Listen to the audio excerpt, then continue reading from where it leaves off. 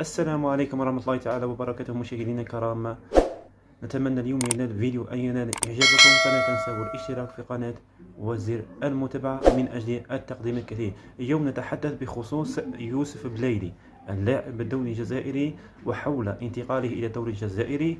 وهناك من يقول سيبقى في الترجي التونسي، وهو الترجي التونسي الذي البارح أمس حيث رسل رسالة إلى يوسف بلايلي من أجل الالتحاق بالترجي التونسي من أجل بدء التدريبات والتحضيرات للموسم الجديد 2025-2026. يوسف بلايلي الآن ما زال في وهران، وهو الآن حديث الصحافة الجزائرية والتونسية. هناك ناديين إن دخلوا مفاوضات مع يوسف بلايلي.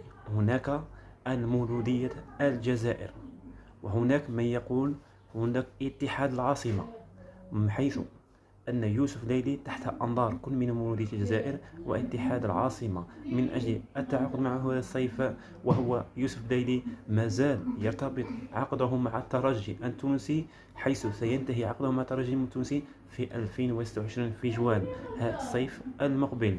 وهناك أن مفاوضات بين المولودية والترجي التونسي، ولكن الترجي التونسي يأبى ذلك، والجماهير الترجي التونسي تغضب بعد التحاق يوسف بلايلي بالتربص الترجي التونسي من أجل تحضيرات إلى الموسم الجديد هو 2025-2026. يوسف بلايلي لحد هذه اللحظة ليس هناك خبر رسمي حول انتقاله إلى الدوري الجزائري أمام مولودية الجزائر أو نادي آخر. يوسف بلايلي ما زال عقده متبقي عام من أجل انتهاء عقده مع الترجي التونسي، ما هو 99% أن يوسف بلايلي باقي في الترجي التونسي، وهو الذي صرح من قبل ومنذ عوام بأنه لن يلعب في خارج الجزائر إلا للترجي التونسي.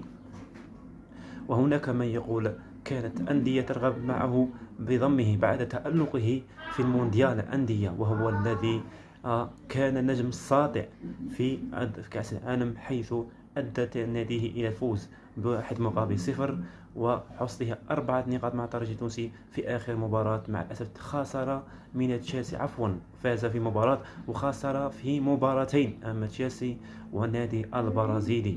نتمنى من يوسف بلايلي أن يشارك مع الترجي التونسي أو مع الالتحاق بالدوري الجزائري ويظهر مواهبه من أجل الالتحاق بالمنتخب الوطني الجزائري، وهو قرب التحاق تربص المنتخب الوطني الجزائري من أجل المشاركة في تصفية كأس العالم وكأس أفريقيا.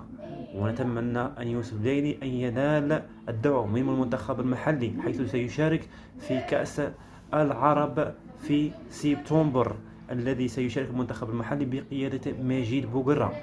ونتمنى الفيديو نال إعجابكم، فلا تنسوا الاشتراك في القناة. ولا يوجد أي خبر رسمي حول انتقال يوسف بلايلي إلى الدوري الجزائري، ما هو احتمال أن يوسف بلايلي باقي في الترجي التونسي حتى 2026، وهناك سيكون حديث آخر. والسلام عليكم.